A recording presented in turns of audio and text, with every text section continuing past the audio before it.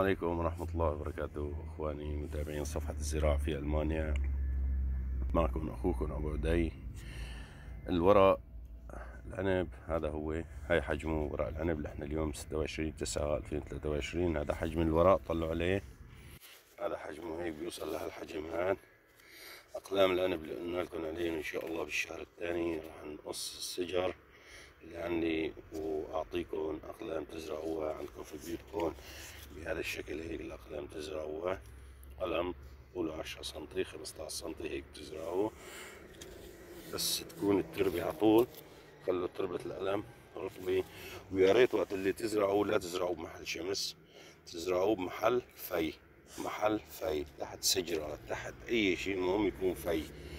لا تزرعوه عرضة للشمس، لأنه القلم نحن وقت اللي بنشيله بالشهر الثاني بيكون ساري فيه مي، هون بالعرق بيكون ساري فيه مي.